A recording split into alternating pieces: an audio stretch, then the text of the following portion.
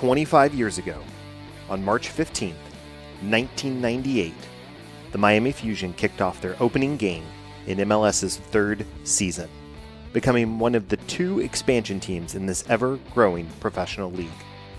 While the Chicago Fire would win the U.S. Open and MLS Cup double in that 1998 season, getting all the attention in the process, the Fusion would quietly grind, grow, and build over the next few years until finally putting forth a dominant Supporter Shield winning season in 2001. This team, led by Ray Hudson, played fast, loose, and exciting soccer. Alex Pineda-Chacon, Pablo Mastroeni, and Nick Raimondo were just some of the memorable names on this roster.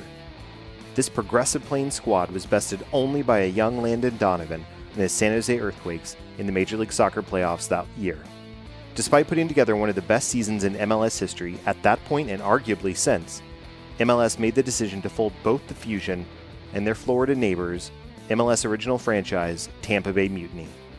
While MLS soccer has returned to Miami in the form of David Beckham's Inter Miami, much has been discussed of what could have been had the Miami Fusion been allowed to stay and build. Indeed, what would a Miami Fusion look like in 2023? This podcast tells the story of the Miami Fusion through the voices of those who actually lived it. 25 interviews across 25 episodes, charting the good, the bad, and the unbelievable. My name is Joe Shaw, and this is 25 for 25, the story of the Miami Fusion from those who lived it, a Detox production. Join us all season long as we explore this unique slice of American sports history. This is a great sports event. This is the best ticket money can buy in South Florida. And it rocks. It absolutely rocks.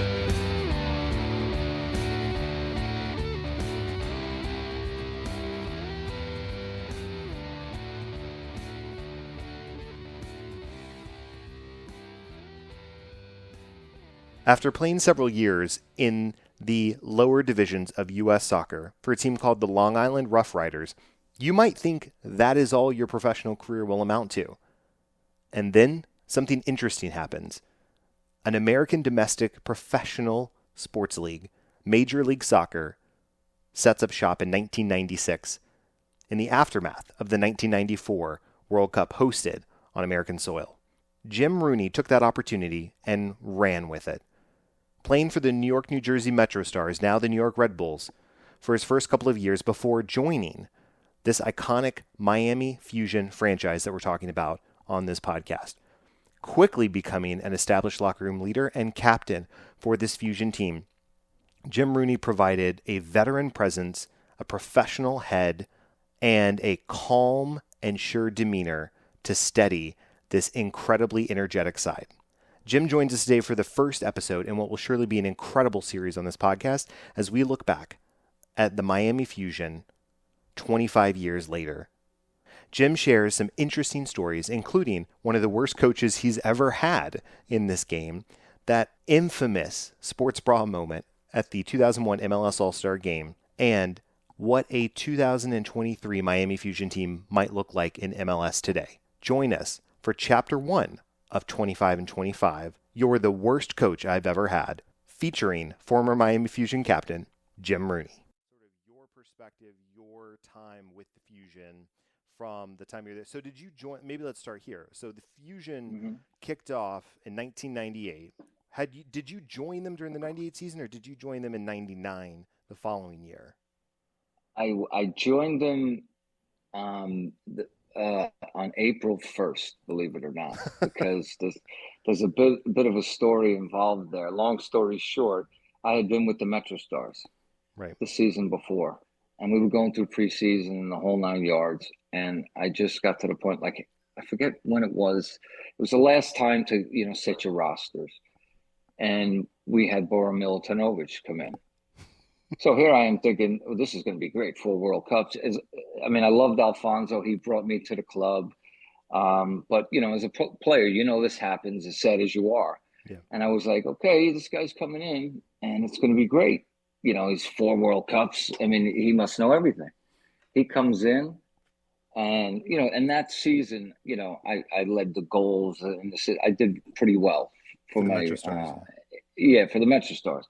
So when he came in that preseason, he kept putting me, as an extra player or wherever. And so I started seeing it, and I went up to him after training, 2 weeks. I says, "Hey, Bora, what's going on?" No, no, no. I see you here. It's early. It's early. And it was the same thing the whole time. So what ended up happening was this went through the whole preseason, and 2 weeks before all this happened, I basically went in there and said, "Listen," I said, "I need to be traded. If you'll get some value for me, whatever." He goes, "No, no, I see." I said, "Listen, you've done nothing but lie to me since I've been here." And I said, "I came to you as a man." And I says, "You don't like me? That's fine." I says, "I think you're the worst coach I've ever seen in my life."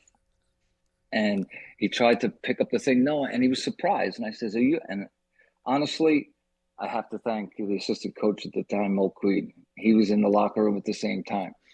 And after that, it was one of those things where, hey, Miami wanted me. And I went down over there. And Nick Megaludis was the assistant coach at the time. And so he knew me. So that's where I was picked up from then on in. I can't even remember if it's 99 on, but it's just weird how things happen. You just think that, here I just wanted to compete, and he wasn't letting me compete. Yeah. What was it like for you coming from, now obviously MLS is still pretty new, right? They launched in 96. This is just a handful of years afterwards.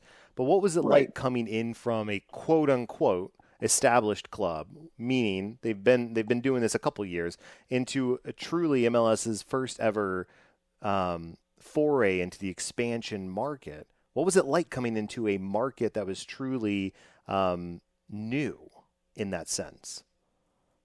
Yeah, they had a history before, and I was a Cosmos fan before, and they had Fort Lauderdale Strikers. So That's true. As players, we kind of, and they were our rivalry.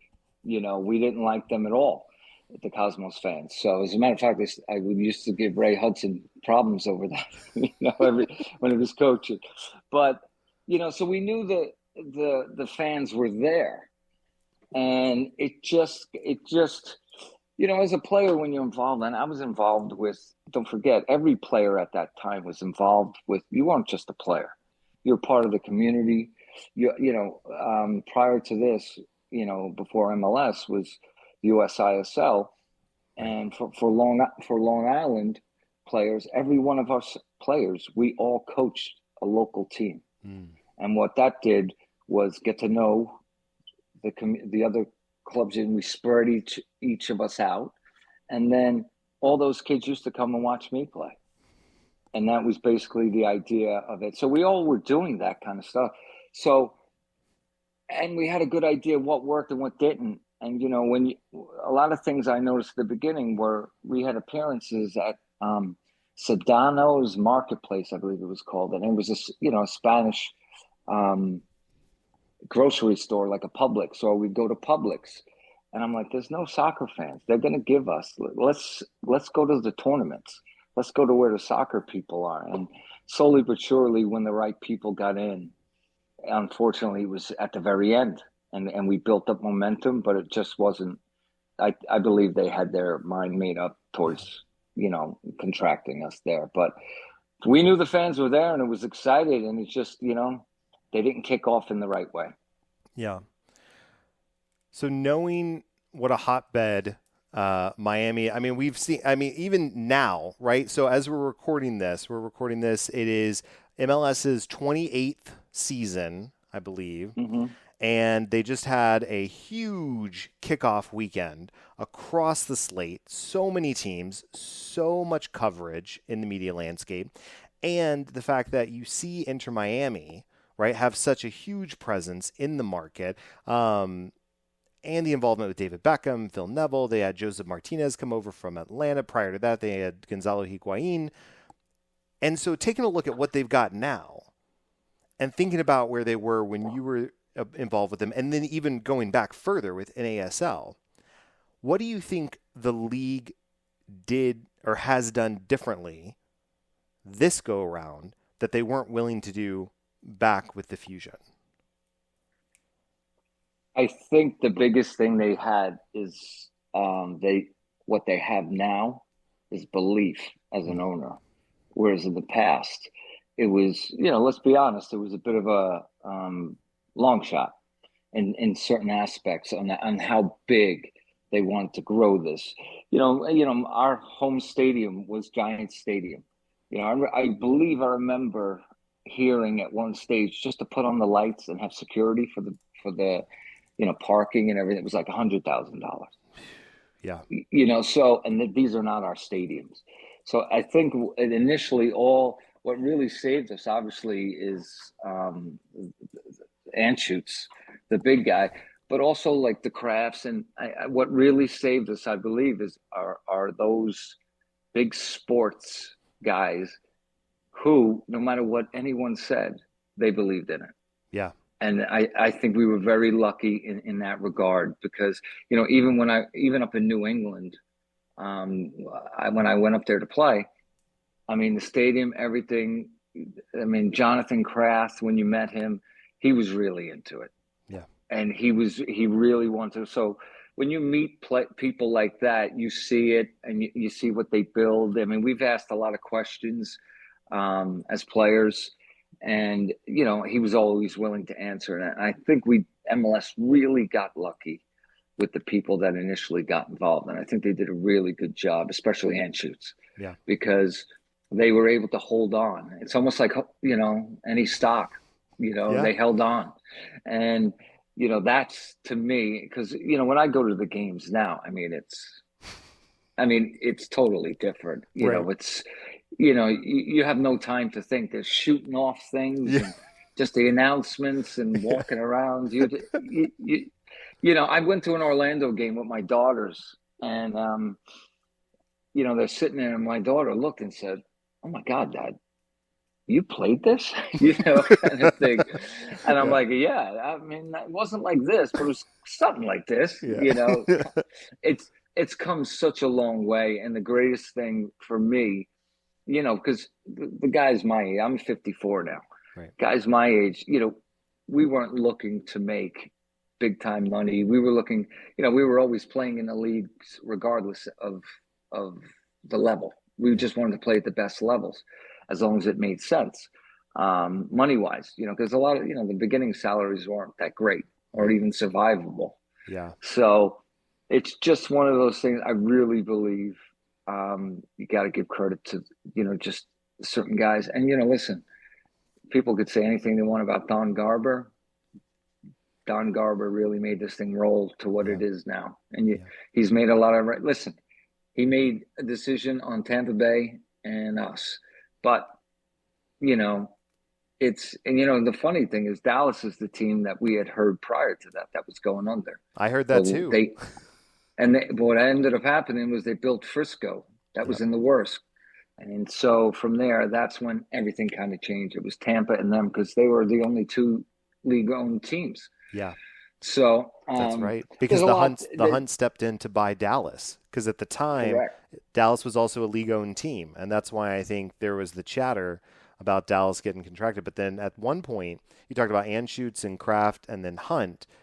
Hunt had Kansas City, Columbus, and Dallas all together at that point. But yeah, you're right. Yeah, and like you say, the Hunts, forgive me for not, those three, him, really Hunt and Anschutz and Kraft. Yep. You really got to hand it to those guys. And listen, those guys were big time sports people. Yeah. So, that really helped. And, look where it's gone on from there. Yeah.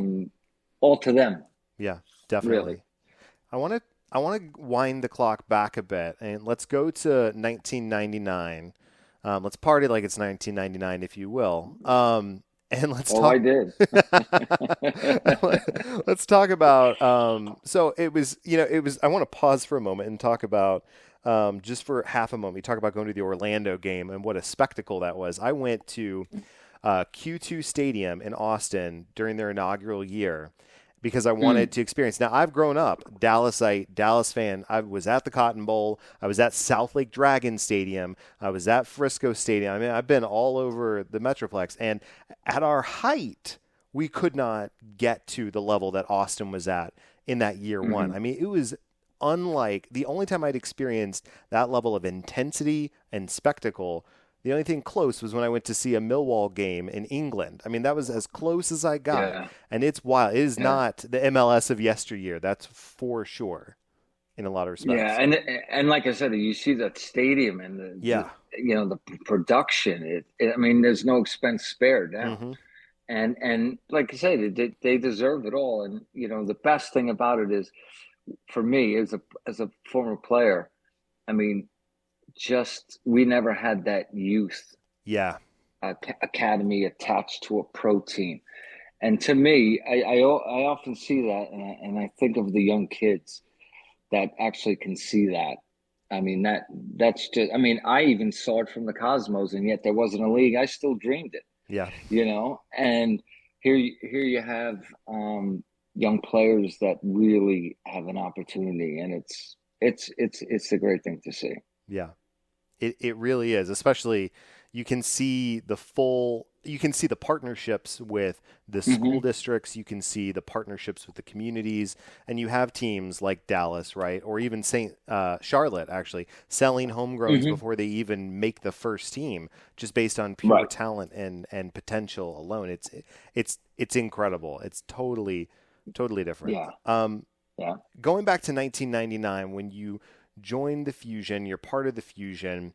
At this point, the team has been around for a year, so it's had a moment to gel a bit. But I wonder, what was it like for you coming in at that point in time? I believe, was Carlos Cordoba still the manager at that point, and then he left? No, he had left at that point. Okay.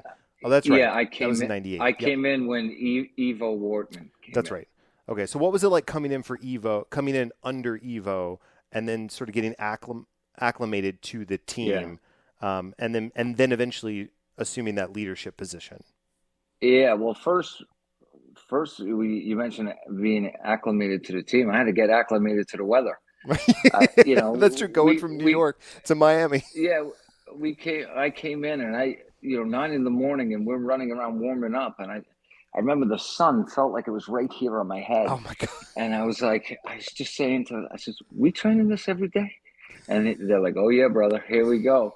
And it's like 2 weeks until you really get to know your body.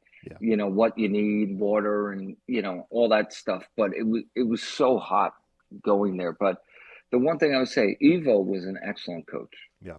He from going where I was, from to me, Bora Milutinovic from Metro Stars, he was more of like, when the cameras are there, he was on. He knew his stuff. But as far as that goes, it was different. So when I got to Evo, he was so organized. We'd come in, everything kind of made sense before, because as a player, you walk in and you want consistency in the sense of what I need to do to prepare before I go on the field. Right. And it may not be the same as my teammates. But once we get to a certain, he gives you that time and you're ready to go, everything just flowed. Our water breaks, everything was good. The problem is, him and Carlos Valderrama had an issue. Right. And back in those days, it's a big problem. And then slowly but surely, then the pressure kind of built. And we ended up trading Carlos to Tampa, and then things were going good, but then things weren't going good, and then he just changed a little bit from the pressure. And we had a night game, and we gave out sunglasses the day before. He was wearing the sunglasses at night. No. We were calling him Corey Hart. And right. It's just, I mean, you just seen what pressure kind of did to him, and he lived in the same apartment complex. He was an unbelievable guy, unbelievable coach, everything. It's just the timing of everything that was going down, and the pressure of doing good. We had to do good. So once we got rid of Carlos, who do we replace him with? Right. It's difficult from there. So, but getting into the team, I felt kind of refreshed, because it was very different, because we had a lot of young guys like Leo Cullen, Yep. came in. Pablo Mastriani, first-year guys. Great. Turns out they had great careers, but at the beginning, it's tough, especially when I can't tell you how many games we had where we had goals being scored the first 5 minutes and the last 5 minutes of each half. And when you're with young players, you're focusing on that. And that's what kept happening. Oh, we'd lose last 5 minutes from a mistake, but we were young. Yeah. And, you just saw it happen. And we worked hard at don't give it up. And the more you do it, the more it happens. So all those things kind of happened all at the same time. And then, then in comes, not as early, but then in comes Doug Hamilton, and then with Ray Hudson coming in, everything kind of settled down. Yeah. Because one of the other things I want to, mention is the biggest thing I remember early on, like we need to get a Haitian player. Everybody said we need to get a Polish player because there's a lot of Polish people in Chicago. Yeah. I mean, that was the kind of thing where, I think a lot of teams are focused on that. Whereas players, I mean, our best team, we had every nationality you could possibly think of. Yeah. You just need to have. I mean, we had Colombians, we had Yugoslavs, Irish, we had English, South Africans. I mean, Colombians. Yeah. Everything, Hondurans. So it doesn't matter. You just have to get the right players. Yeah. And at that time, it was kind of like we need a catch for the people to come in. Yes. No, you need to win. You need to win. Yeah. And that's, or at least show that you're, if you're not winning yet, you're on the word. You're working hard. Right. That's a really good point that I don't think enough fans of MLS now. I was talking to this one guy the other day, and he was like, I've been a fan of MLS forever. And I'm like, oh, yeah? He's like, 10 years. I'm like, man, you weren't there in the bowels of the Cotton Bowl with crickets going, literal crickets hopping over the empty seats because there were so many empty seats. Like you're coming in 10 years ago. That's a lifetime, right? But thinking about back then when MLS was trying to get, like you said, a hook into the audience who didn't know any of these leagues or play like this league or these teams or the players. And so I remember, for instance, Hugo Sanchez was a huge, like promoted player here in Dallas, right? And they specifically had Hugo Sanchez here for that reason. And then he was here and gone. And they were like, but we gotta replace him. Who are we going to get? And then I remember when Dallas got its best seasons was when you had the right players, regardless of nationality, that were working together and gelling together. And then they created sort of this identity, this team identity, that then you could go out and find players that fit into that identity as you're going into the transfer market. But right. But now think about Oscar Pereja. Right. Exactly. No one heard of Oscar. Exactly. And he comes in and he changes the whole thing, and look at the career he's having now. I mean, that's just, you got to get the right guys. You got to get good teammate guys. It's very difficult, because at the time we had to bring in the stars, right? Yes. I get that. The problem is we didn't have the money for the other guys. Right. It just becomes difficult. And then you see as players, we understood certain guys got preferential treatment. It is what it is. Right. But it's still that way now. But it does, for us, it doesn't matter. It just gets to the point where they had a hook, and now you don't need it anymore. Right. Back then, you did a little bit. You got to be fair. Look at Peter Nowak for me. Yeah. And Marco Echeverri. I mean, I had to play every time. I always look at that.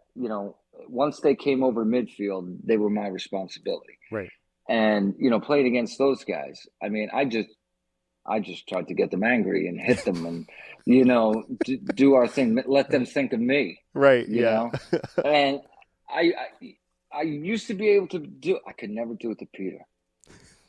Peter Nowak was one of the, I can't tell you the things that Echeverri called me, it's everything. But Nowak, he just had this way of throwing his elbow and he'd catch you. And then after the game, he'd love it. He'd say, great match, great match. He loved the physicality because he knew what I had to do. Yeah. He didn't take it personal, Right. but I mean, he was unbelievable. Those kind of guys, that level of player, Yeah. we hadn't seen. And those players are the types of players that we needed, and we started to get after that. Right.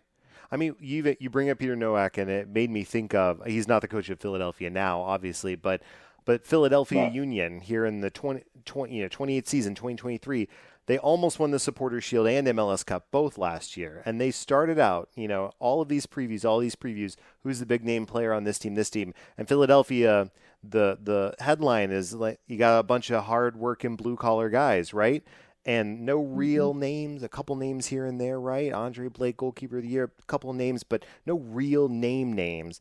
But the identity is that they work well together, they gel together, they're unbelievable as a team, and then they go out and just stomp the competition on opening day, and you can see how well-oiled of a machine they are because they're all working together. And that is the evolution of where you want to go. And that's where you get the leagues that are the top leagues that have a few players but are exciting to watch because you've got these teams that are just ripping and roaring in so many different ways. Yeah.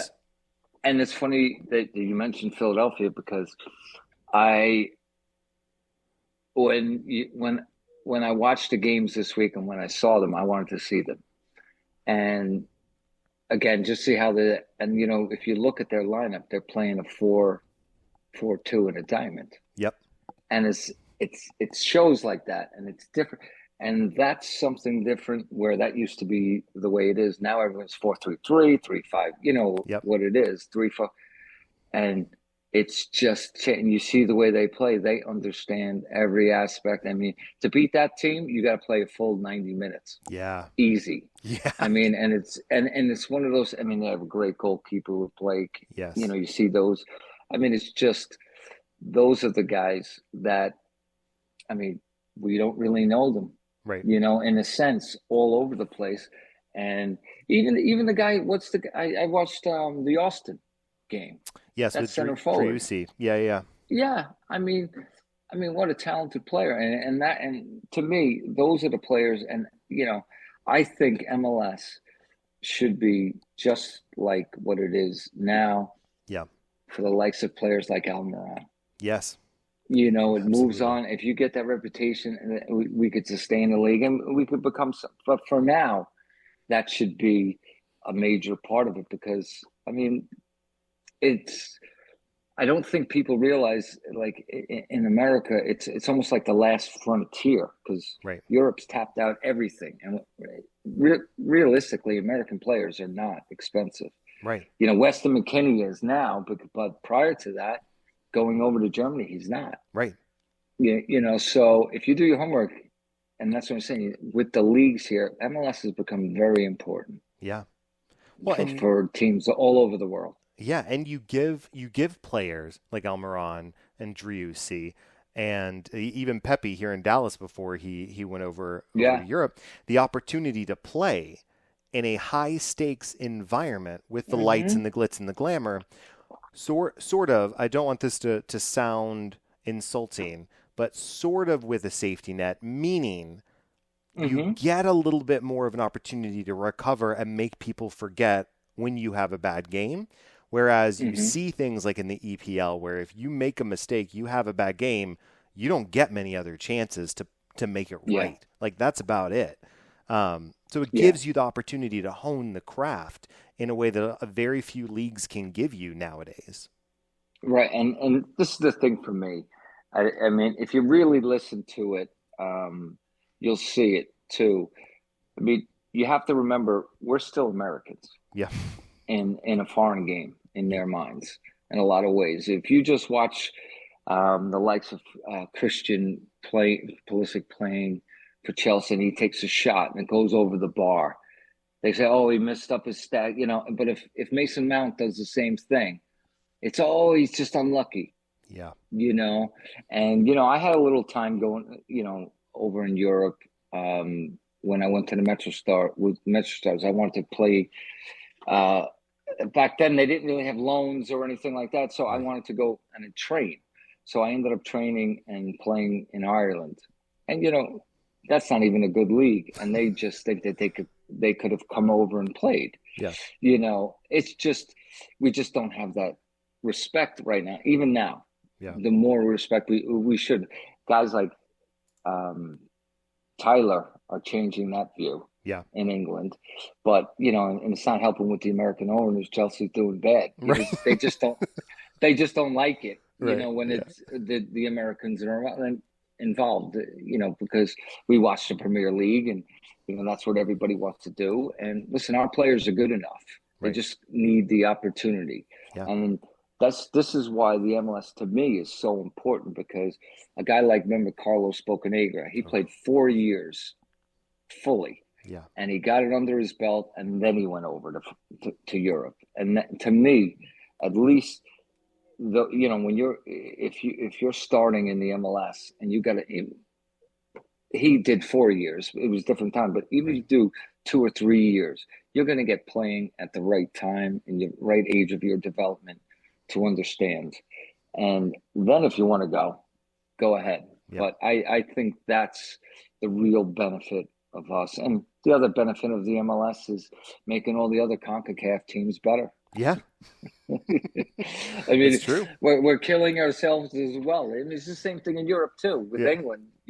All the best players are foreign players. Right. And they wonder why England's not doing so well. Right. Yeah.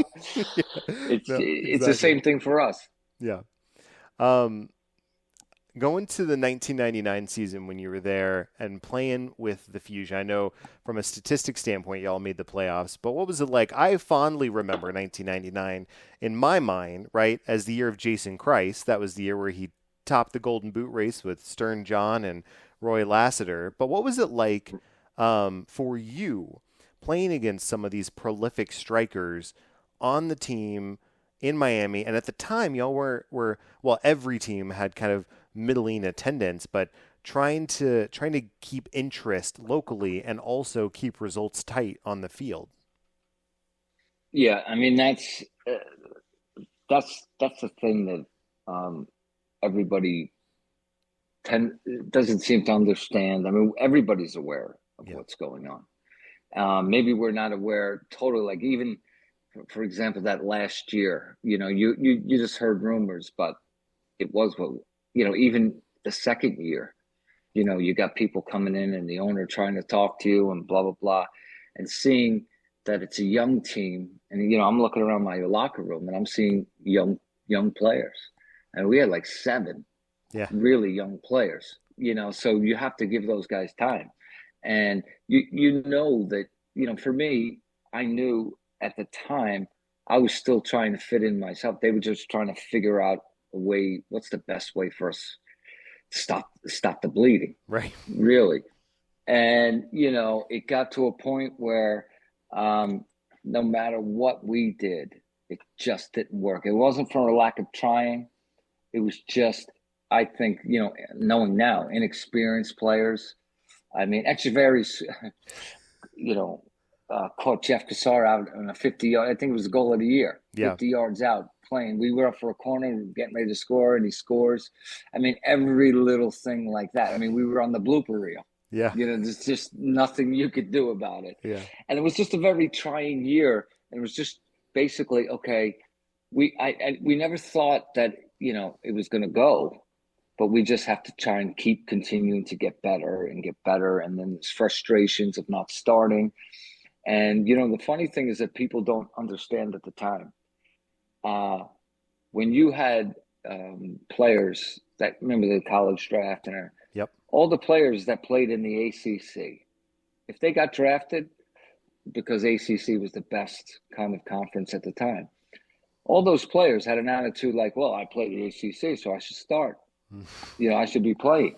Right. And that was a bit of a problem. We had a couple of those guys, and we had to sort those guys out, because of complaining and, all these little things that, everything was so new, I mean, the professional side of the game, now we say, hey, these are the professional standards. Now you're talking to a kid who went through college, say, for example, Clemson, the whole, goes through Clemson, and, assuming it's the best level, I should be starting. Now you have a guy like me that played probably 7, 8 years prior to him in the lower leagues before MLS Yep. and the ethnic leagues in New York City. And, so when you hear stuff like that in training, you make sure he's going to hear you, Yeah. And you go after him, Yep. physically and everything. So there was a lot of that learning for players and just foreigners to come around, just melding. It's very difficult. It sounds easy, Right. but it's hard, especially at the time. And now you're talking about, for example, one of your high paid players is not putting out, whatever he does. And then you have the same guys coming in all the time making low money. It's a problem. Yep. It's just like your regular job. Now it's changed Right. because it's proper. But you got a guy making $30,000 and this guy's telling him something. He goes, okay, let's go to the parking lot. Let's sort this out. Yeah. It's a little different in terms of that. It's much more professional. But I remember that team at 99, everybody was trying, and with the right attitude, just things didn't go our way, Right. no matter what we did. And like I said, Evo was, so organized with coaching. And then it just, the pressure just kind of gets to it. And, Yep. from there, everybody's talking. And back then, we even had boards back then. The boards, measured boards. Yeah. And then, forget it. It was done from there.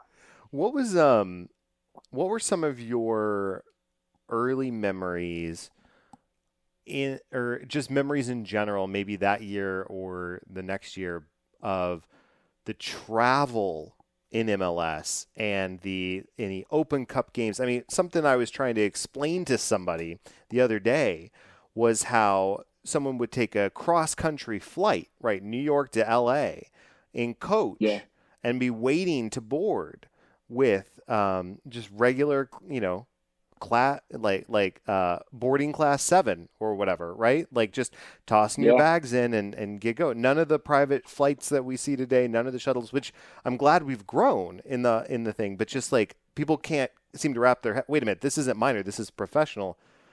So what was or major, right? But what memories do you have of just the travel in general in this league? I absolutely loved the travel in the MLS because at the time, don't forget, I used to travel by bus. Right. Oh, yeah. In the lower leagues, and we stayed in some of these hotels that you wouldn't even believe, And there was one time when we were at prior to MLS, it was like a crack hotel. It was, and our general manager, we can't stay here. It was the Knights Inn in Baltimore. We can't stay here. So it was, and we used to play games from Long Island to North Carolina on the Friday, and then drive from the Friday and then play a Sunday game, or sometimes even a Saturday game, and then from a bus, then take that bus back to Long Island. And at the time, I was working construction in Manhattan. Oh, wow. So I was working and then playing. You want to call it professional, it was really semi-professional. I was making $3,000 a month, right? For them. And so I was like, this is great. I'm on planes, Right. and the hotels were great. We walked into that's the one thing we always stayed at. The hotels were always, we walked into the San Jose hotel. I was like, this is great. So that didn't bother me. Right. It's just those, the amount of times that, it's tough to play for a team like Kansas City, because no matter where you go, you have 2 flights. Yeah. So, and people don't really realize that. And I'll be honest with you, I always had a difficult time when we flew from to play in San Jose. I don't know why the San Jose, it was just that 3-hour difference, and the problem, like, I was not a great sleeper as it was. I go to bed at the time, especially late as it is. And then once you have that time, you can't get to sleep properly. Mm-hmm. So all those things come into play. But for the most part, our travel, it was like you said, it wasn't anything special. It was like how I take if I'm going to go on vacation now. It's the same thing. It's just you have a lot more friends on your team. Right. I mean, and to be honest, we had a great time flying. I mean, if you to be honest with you, that is the one thing. If you ask any player, what do you really miss? I mean, because yeah, you miss the games and stuff, but to play the games, you got to prepare. Like my ankles towards the end, you're so sore and you're hurt and what have you.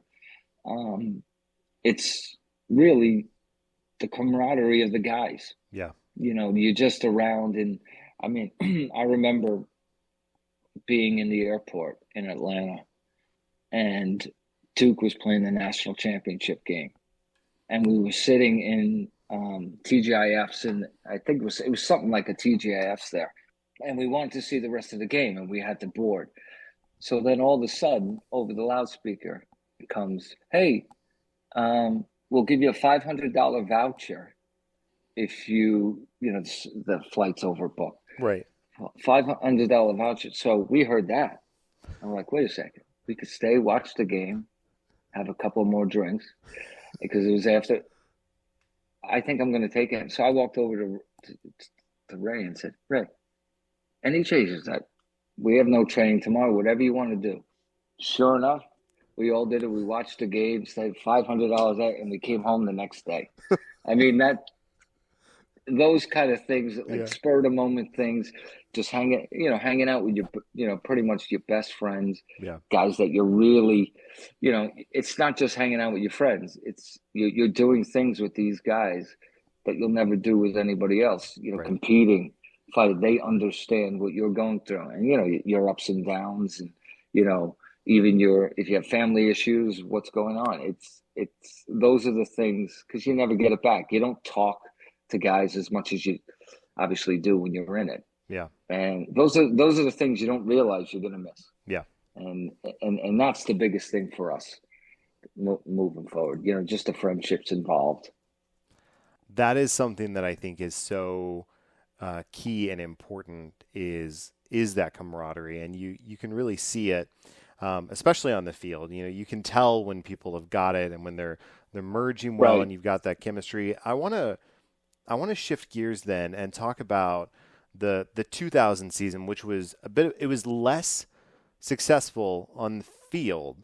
However, there was a key change in the coaching staff middle of the year that would define the incredible 2001 season, and that's when Ray Hudson ended up coming onto the team.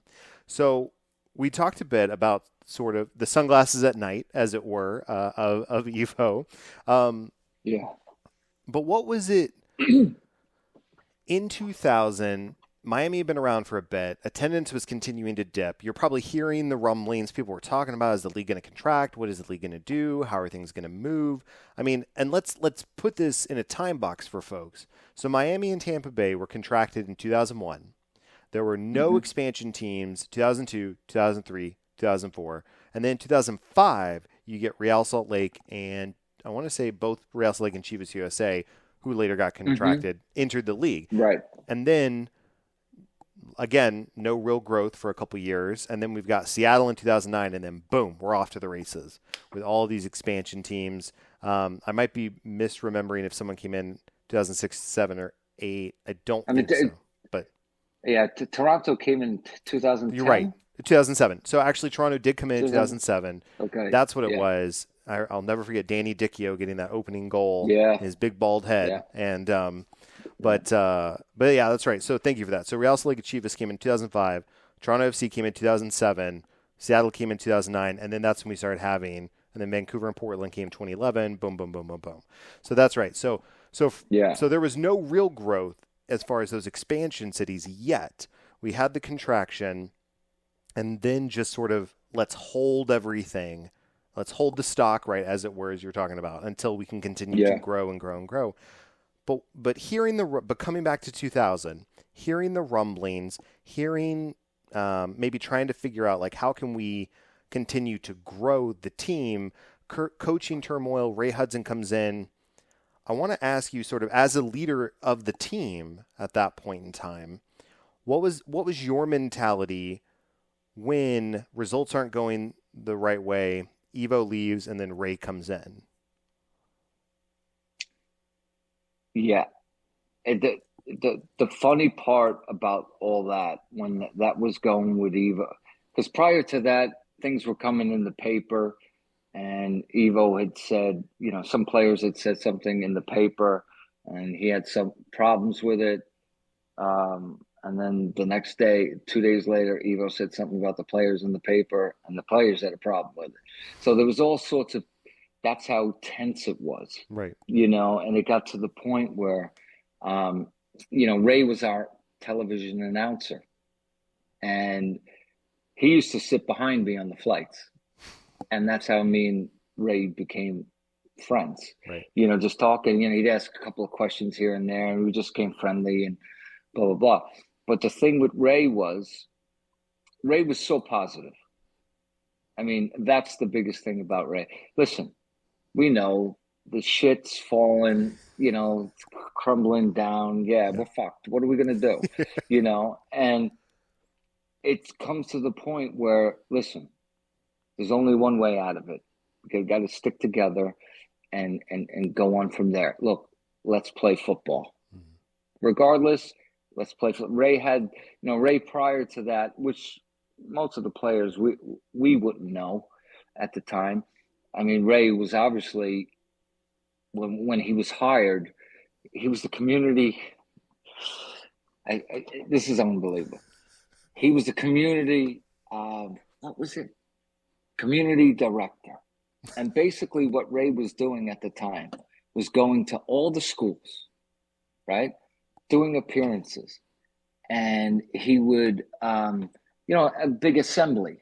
And so we'd go as players every now and then. That's how most of the players knew who Ray was. Yeah. He was the community director.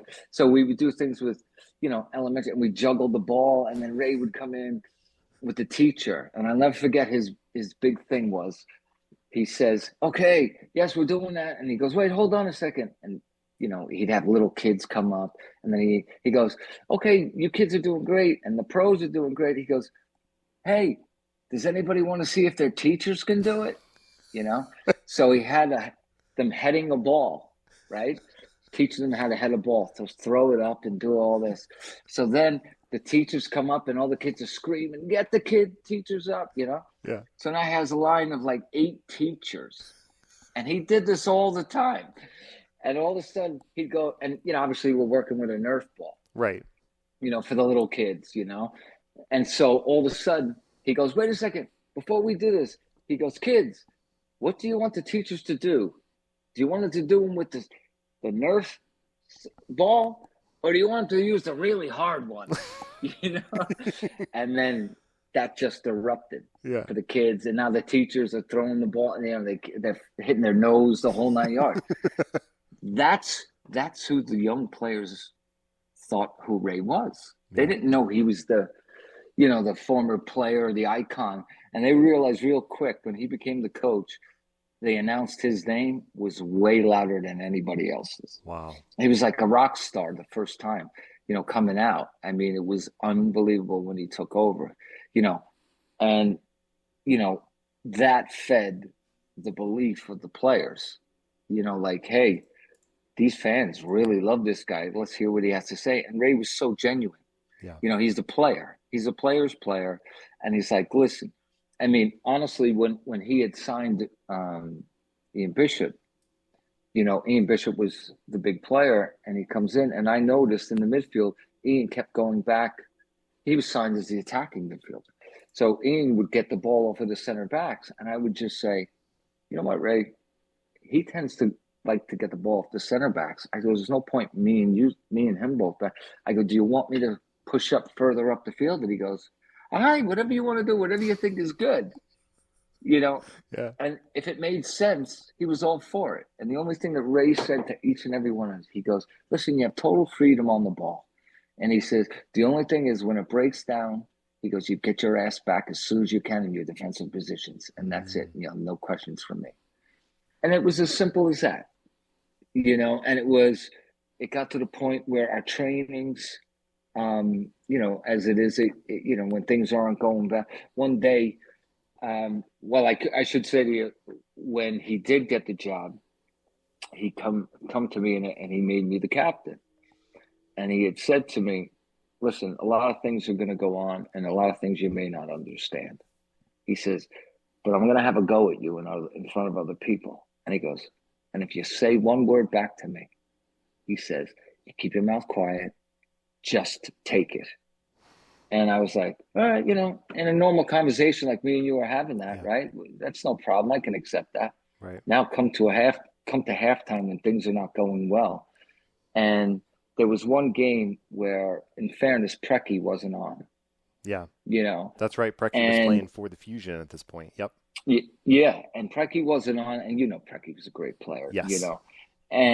But when he wasn't on, he was so frustrated. He kept doing the same things over and over again. So I just had to pop. I said, hey, all right, Preki, it's okay. It's okay. Back. Just play it back. And Preki's like, no. And then Preki's yelling at me. So I'm like, are you serious? Come on, Preki, just play it. It's no big deal, Yeah. But you get to the locker room and I'm like, okay, Ray's going to sort this out. I thought I played pretty good. And at the time, and get into the locker room and he's going on about, and he walks in, he goes, Preki, comes up, he goes, Preki, okay, lad, okay, no problem. Just keep it going. I know it's fine. You're doing fine. And everything. And he's praising everybody in the locker room. And he looks at me and he goes, and you sharpen it up. Right to me. I looked at him like, huh? And he goes, I told you to sharpen. And he ripped into me. Sharpen it up. Shut your mouth and get sharpen it up. Or else you get. And I'm like, is he kidding me there? He's going to take it out on me here? Really? And so I was like, okay, and what happens? Chris Henderson comes, don't worry about Roots, pitch. And everybody's, sorry, it's all right, Roots, let's go. Went out there and it changed. We ended up winning the game. He just knew he could yell at me and I could get away with it with those guys because me and him had just such a great relationship. It just worked in the sense of he's just an honest guy, and you just felt he just wanted what was best, not only for the organization, but more importantly for the individual player, right? And as a group, yeah. I mean, there were things that people don't even know, like players had an issue, and he found out about it. He goes, I don't want to see you for 4 days. Get out of here. And he went for 4 days to sort out his family. And came back. All he said to us was, listen, he's not going to be here for 2 or 3 days. That's it. Okay. Yeah, no problem. No one asks questions. Mm-hmm. And Ray just has the human element of knowing where to touch. Yeah. He just does when it comes to a football player. Yeah. He knows the game inside and out when it comes to that. And like I said, once you see that, we knew things were getting better. And, it just, between Doug and Ray leading us, we're like, listen, this is our best shot. Yeah. These are our guys. So as players, honestly, it was very easy to follow Ray.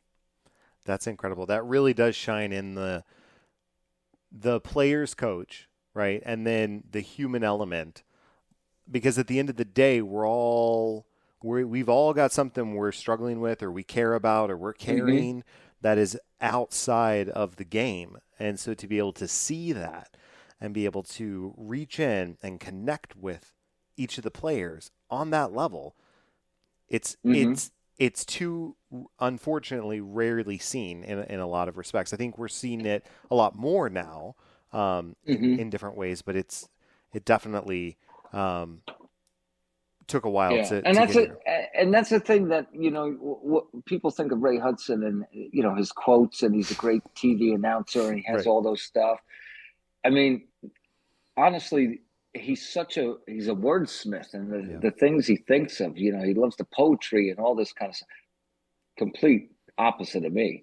And he just also has that human feeling for us. Yeah. He just knows what to say at the right time. And, for soccer players, but he doesn't like X's and O's. Like he always used to say those, I'm not into the X's and O's. Like he never did a training session for us, really. Wow. It was John Trask. He goes, look, sure. they'll do it. He would walk around and, see what's going on. And, one day he came to me and said, hey, we had a rough couple of games. And he said to us, he says, listen, if anybody's, how you feeling? I go, I'm all right. I'm good. He goes, all right, if anybody's hurting, he says, just let me know. We'll see. So we did like a little rondo for maybe 10 minutes. And we came back and I walk around and I came up to Pablo, and Pablo Mastriani was the fittest guy on our team in the sense that, and he would, the hard worker, just everything, just a real honest player. And he says, my hamstrings are a little sore, ruins, and I'm a little tight. So no big deal. I said, all right. And I walked over and I said to Ray, he says, everything good? I said, yeah, Pablo said he's a little tight. He goes, okay, that's it. Guys going for the showers. That's it. Training done. That's it. Those are the kind of things he did. Yeah. Because he was tired. And then you do things like that the next day, everybody's at practice. Yeah. Everybody's raring to go, and everybody wants to play. Yeah. I mean, he had those little things, and forget the X's and O's. It's the other things that he had as well. But he doesn't get the right, proper, even during when we were playing there, they're like, yeah, but he's just this right now. Ray's a good manager. Yeah. Very good manager of people, and he knows the game. I think that's a good segue into the final season of the Fusion, the incredible 2001, the winning the Supporters Shield, which I don't even know if it was technically being awarded at that point. It's retroactively given, or if they had started officially giving it out at that point. I remember we received the Supporters Shield. Okay. I remember them saying that during that time. Okay, cool. I couldn't remember. It was somewhere in the 90s where it started, and I couldn't quite remember. So, but winning the Supporters Shield, best, for those who are not familiar, the best regular season record across the league. Having all of this dynamite energy, incredible goalkeeper by the name of Nick Raimondo, who joined in 2000, and it really came into his own in 2001. And I'm just going to pull some stats. So for that particular season, it had 16 wins, only 5 losses and 5 draws, and an incredible plus 21 goal differential, more than anybody else. Chicago came second with 20, but just absolutely. And this was, I forgot about this. This was back in the wonderful days of the Eastern, Western, and Central conferences back then. But you had Alex Pineda-Chacon, Golden Boot winner with 19 goals. So you had the Golden Boot winner. You had the Supporters Shield. You were all over the place. Unfortunately, the MLS Cup didn't come out because y'all dropped it to the Earthquakes in the semis. But what was and Donovan's led Earthquakes is what I should say at that point. You should say MLS led San Jose. I should. You are absolutely correct. Yeah. Since it's 25 years, I could say it now. Hey, MLS wanted to make sure, right? Hey, the golden boy with the golden hair. You can't argue with them now. Yeah, no, got that MLS Cup. Yeah. But there's a couple of moments I want to key in on that. But actually, so before we even start on that, let me key in on that since we're talking about Donovan. I will never forget the image of the 2001 MLS All-Star Game. Jimmy Rooney gets a goal, does a Brandy Chastain celebration. For those that don't know, taking the jersey off with the sports bra underneath, iconic at the 1999 World Cup winning penalty kick goal. He did the Brandy Chastain celebration, and then right after that comes Landon Donovan mimicking Jim Rooney with the exact same celebration. I'll never forget it. So I just want to key in on the All-Star Game. What was that whole planning like for you? So that whole thing just came about. Like everybody thinks like it's a big plan. This was an All-Star Game weekend. Right. Back then, Ray told us to have a good time. Really enjoy it. Yeah. And so we did, and what happened was we were at the skills competition beforehand, and I was in the shooting exhibition. And at the time, it was Mamadou Diallo. Oh, yes. Me and John Spencer. Remember Johnny Spencer? Yeah. So we're there, and Brandy Chastain sits in San Jose. She is basically doing the MC of the shooting competition. Right. So while she's talking, we're waiting. They're getting set up. We're saying, "Oh, that's her." And just, "Oh, okay, that's her." And Mamadou Diallo has no idea who she is. And so we're like, "Really? You have no idea? World Cup." Spenny was like, "Listen, World Cup, on her knees doing the whole thing." Right. And he's like, I do not know this woman. Cover of Sports Illustrated, everything. Yeah.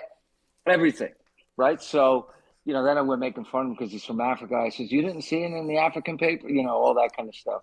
So we get to the point where Spenny, just sitting there, just says, "Wouldn't it be brilliant if one of us did that?" And I just said to him, "Get me a bra and I'll do it." And he just looks at me, "Seriously?" And so from there, we kind of forgot about it. And then this won't give it out, but while we were there, you have people taking care of you. There's agents and people working for MLS. And this one girl, we were talking about it. We were laughing. And then she goes, because they were there all weekend too. She goes, "I have a sports bra." So then from there, I said, "Really? Can I borrow it?" We joke. Right, Next thing you know, we get it. And so it was just that. That's all it was. It wasn't this big plan. Sure. I've heard people saying that I was doing it to honor Brandy Chastain. I mean, I'm not that deep. Yeah. Right. We just talked about the lack of poetry, right? Yeah, I'm not that deep, and look, she's great. She looked great at the time, everything. Right. Yeah. And so it got to the point where, okay, and then we were just training and just talking about it. And then all of a sudden, Ray and Doug Hamilton says, "Listen, I don't want to know anything about it." And they just kind of took off. But the problem, I didn't realize, so it was on ABC, and they mic up a player on each team. And they asked me to do it. And I was like, "Really?" So here I am, this guy's micing me up, and I'm wearing a bra. And he's hooking up and he's just shaking his head just like that. And now we got to score, Right. Like the rest of the players are kind of feeding us and everything like that. I had absolutely no idea Landon was doing anything. No one knew. And it was just our thing. It was just a little joke. And then when I did it, the funny thing is Clint Mathis was there and Benny. And Clint was injured at the time. He says, "When you do it, you run right over to me, because he was the first one to greet me on the field." Yeah. And it was just one of those in amongst the guys, we thought type joke. Right. And then also we do it. And then we've seen Landon doing it. And I remember Timmy Howard, now that you mentioned Timmy Howard. Right, yeah. He started yelling, "You can't do that. What are you doing?" I had no idea he was going to do it. But this was my story. And then after that, little did I know, I was being interviewed from everybody. Yeah. Asking me about, "Why did you do this? Did you do?" I could, you can't tell the whole story, right? Really, what's going on. But I had no idea he was going to do that. And to be honest with you, if he would have scored first, I would have never done it. Yeah. That's just me. Sure. Just at the time. But it was just a fun thing that just kind of things, we never even thought about it. Just joking. Bunch of guys just saying, "Hey, let's have a bit of fun." Yeah. Not thinking it's on ABC. Right. We weren't that. We didn't get the good training in, I guess.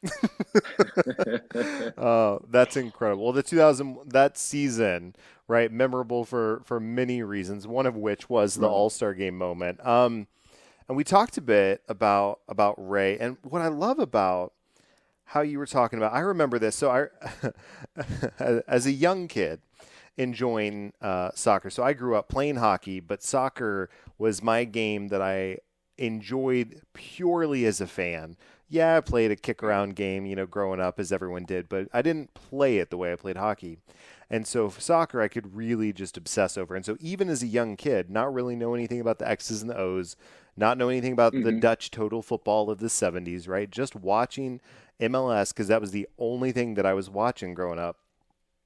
And seeing how Miami played in 2001 was unlike anything I'd ever seen before. And it really was the almost reckless abandon of you can just go wherever and then you haul ass back and play defense. It's like all offense and all defense. It's like back and forth. And I don't want to quite call it the same idea as like the total football of the Dutch, but it was a similar creative freedom mentality is almost what it felt like in a lot of respects. Yeah, and it was one of the, if you see Ray when he announced his favorite teams are all he's not very English. Yeah. When it comes to football in terms, because he likes to play the passing style and he just loves that, and that was he used to show time just, hey, if it's not on where you want to go, just keep it moving. Keep it moving till it gets to the right places. And listen, just keep it moving. Once we get into their half, then let's show the magic. I don't want to see any magic in our own half. Let's show them and keep the ball and get in our positions. And we were very comfortable knowing that we could keep the ball because we just had, we had Preki, we had goal scorers. And the funniest thing about,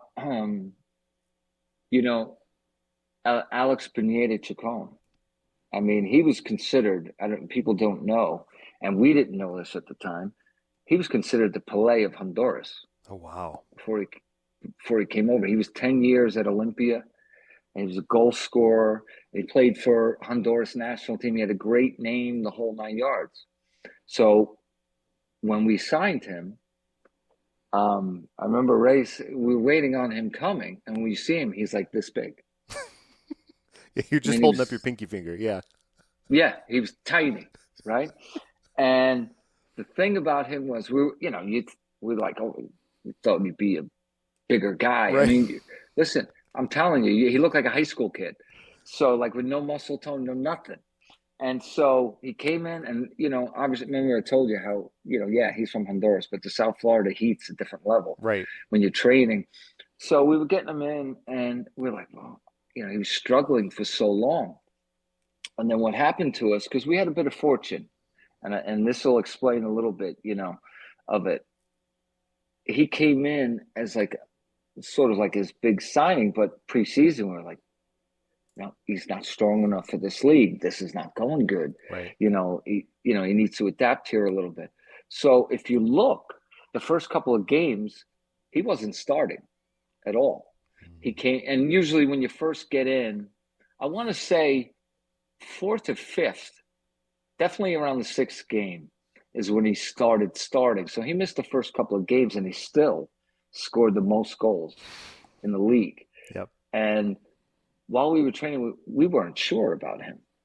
And we were like, well, I don't know, he's not doing anything even against us. So we put him in and, preseason, nothing's really going, whatever. So then, you sign him, put him in for the one game, and he scores a goal. Next game, Ray puts him in, scores a goal.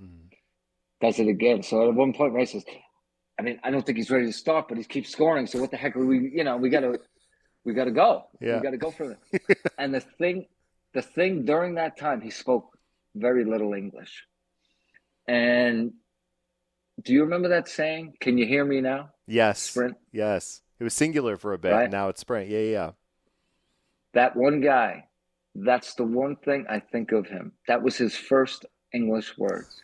He'd just come into the locker room and he'd go, hi, fellas. And we try and teach him, joking around, make fun. All of a sudden, you just heard him say, hey, what'd you learn? And he goes, can you hear me now? It was the commercial. Yeah. So from that, we're like, oh, this guy's a great guy, And from then on in, what Pineda Chacon had was an unbelievable personality, the nicest guy you'll ever meet, and he was able to fit into spaces where Diego Serna at the time, Diego was a different player because he was bigger, stronger, and he was a little different. But Diego liked to be the man too. That ego that he had. But it was funny because he was such a good player and a good guy. Diego didn't mind. I mean, that's the dynamic that you have, for a little, and it pushed Diego to score. Well, if he scored, I'm going to score. Mm-hmm. You know what I mean? Because prior to that, to be honest, we had issues with Diego, not just, you can't blame all Diego. Right. It was just finding a partner to play with. Yep.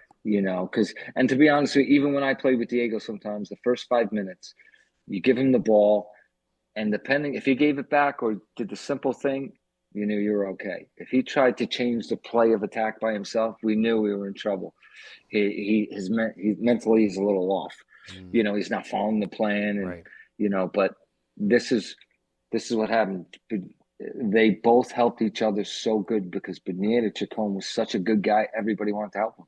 That's awesome. To survive here, and Diego, we just had everything kind of went the right way. Yeah. It was like Ray signed the guy, but we didn't think he was going to score 20-something goals and lead the league like he did. And honestly, if you see our faces every time he scored, a lot of us we were happy, but we would look at each other like, "Can you believe this shit?" It's like, holy, this is unbelievable. Right. Right. Whatever we do, this is working.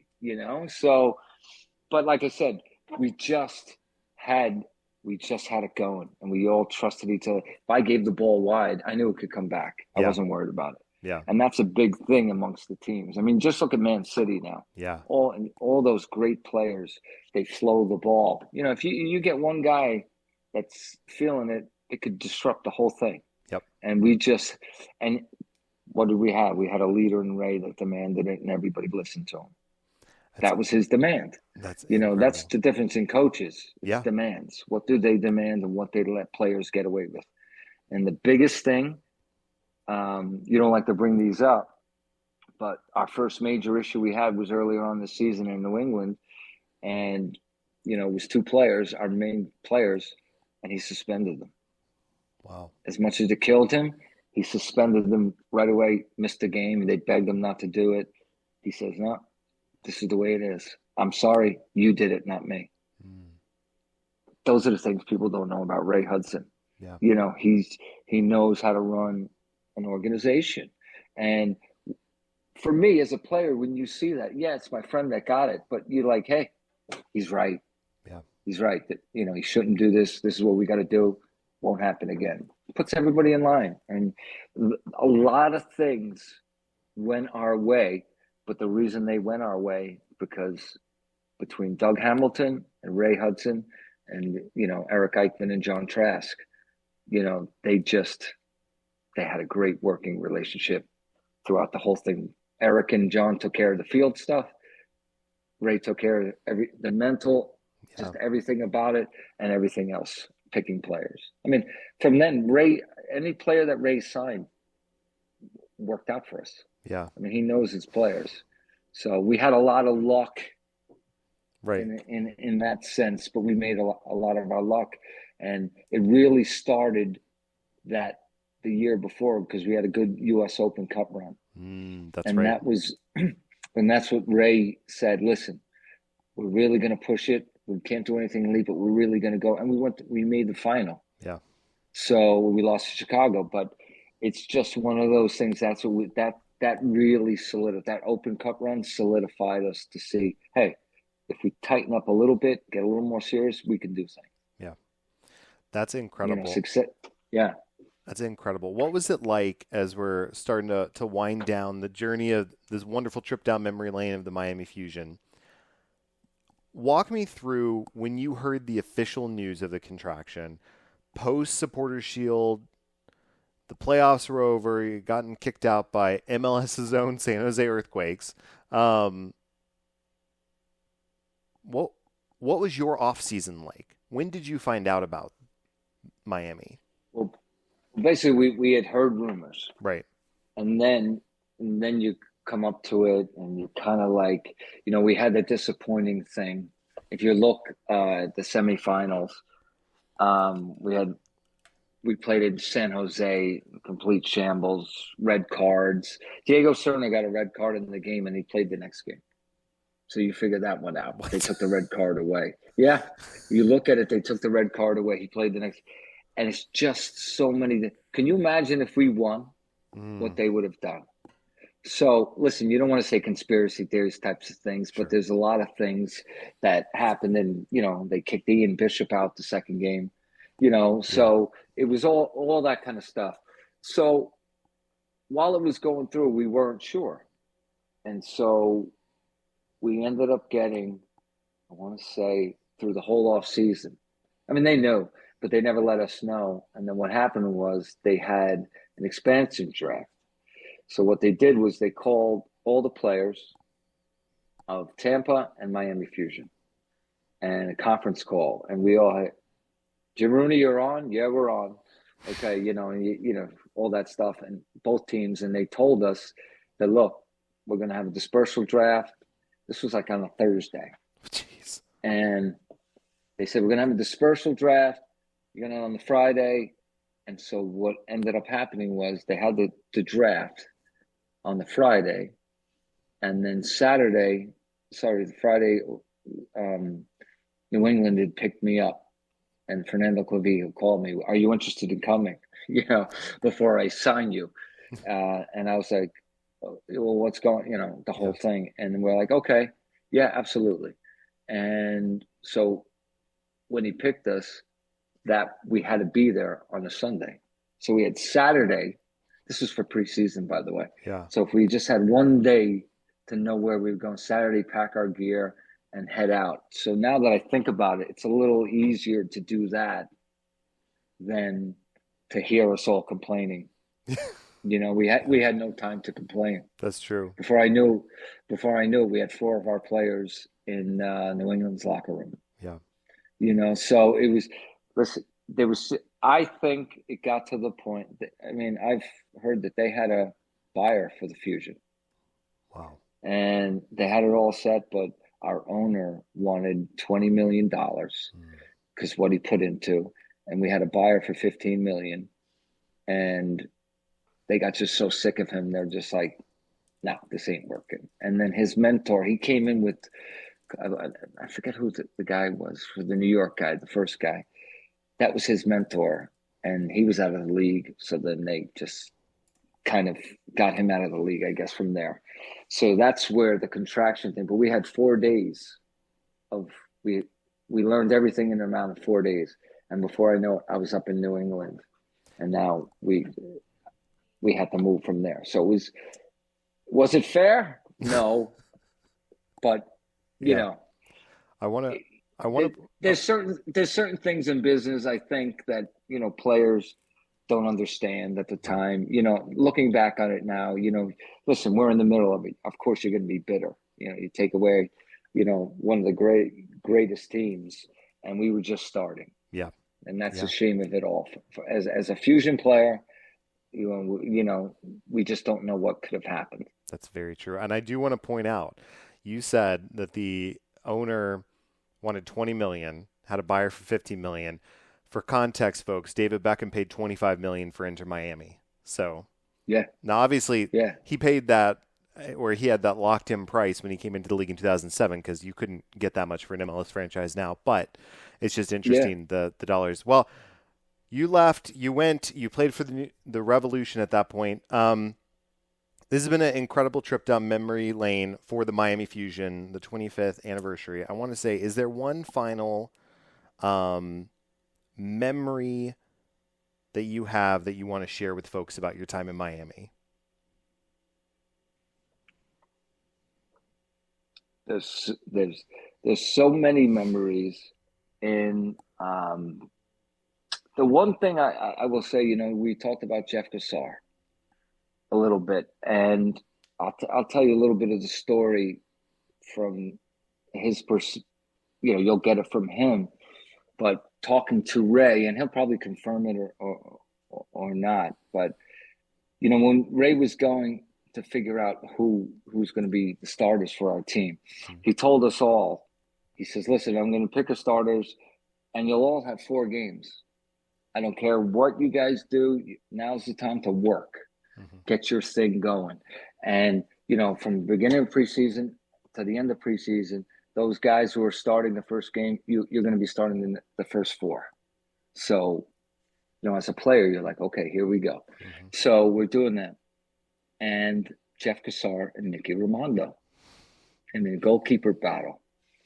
And obviously, Nicky, he was phenomenal. He was great. The whole thing. So was Jeff. Yeah. Jeff was healthy. I mean, Jeff had horrendous injuries, like he had screws in his knees and all that. He had to play, all that kind of stuff. And so he was doing really well the whole 9 yards. And it gets down to making that decision. And I remember Ray coming to me. He was, Ray was gutted. And he just said to them, he says, "You guys are playing so great together. I really don't know who to pick." And he says, if whoever I pick, I'm doing an injustice to. And he says, and I know it. And he goes, "But I'm going to tell you." He says, "I'm just going to go by a gut feeling. I'm just going to pick Nicky on a gut feeling." And it was a gut feeling, but he was honest with him. Yeah. With that. And to me, those are the things, 25 years, I look back and, we lost Doug horrendously, and, all the things that he did for us just as players and, keeping it before the success, there's other little battles to keep it going. And Doug did so much of that. I mean, it's incredible. And, then when Ray came on board, both of them together, just, being away from it now and seeing all those little pieces and, being, it's a big part of my life. But when you're going through it, you're a little like, oh, what this is, why is this? Why is this? And you see it now of what they've done. It's truly incredible. I mean, I'm still friends with, obviously with Facebook. Right. We had our office staff, our team mom, Donna Cardoza. You mentioned that name to Jeff Cassar. We all called her Mama. Yeah. And she just took care. She took care of us like she was a mom away. We had that all. Yeah. At the Miami Fusion. We had unbelievable people working there behind the scenes, and a lot of people are still there.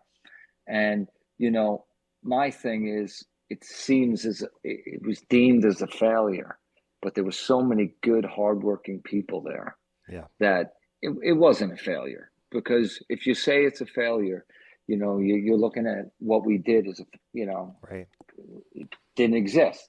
So just seeing, it was the time of our lives, and that was our lives at the time. We didn't know any better. We were trying to make the best of it. And looking back on it, the memory I have of just all those people, like going to the appearances and, seeing how it is. And now you see the stadium. Yeah. The stadium is where we trained. Yeah. And to see what it is now is absolutely incredible. We were basically, the best thing I can say about, we were old school players. We had a lot of old school players. And the time back then, many people have said to me that you couldn't play MLS now the way you tackled, and you see it now. It's totally different. Right. And I wonder now if some of the rules, VAR alone would have killed half the league. Yeah, that's true. That's true. Some of the players, but just, the time of our, as it ended up failing, but it was no fault of the people that were involved. Yeah. They worked really hard. And like I said, you mentioned going to the Austin game. The Cotton Bowl. Or the Cotton Bowl, think about this. One of my first games at the Cotton Bowl that people don't realize was at 1:00 in the afternoon for Telemundo. Now, you play a game at 1:00 in the afternoon in Dallas in summer. Okay. Forget it. And I'm standing on the line. Like, this is a true story. I'm standing at, and at the time, Ronaldo came out with the Brazilian Ronaldo came out with those special shoes, and they were patent leather right by the toe for grip, right? So I had them. And I'm standing there, and the national anthem's going on, and it feels like my feet are on fire. Oh, my God. That's how hot it is. That dry heat there. Oh, yeah. And, the aluminum bleachers just generating heat. They were awful. I mean, and, people saying, the level of play wasn't that good. Well, you try and run around at 1:00 in the afternoon in Dallas right. like that at a stadium. Those are the things that it really is incredible when you see it now.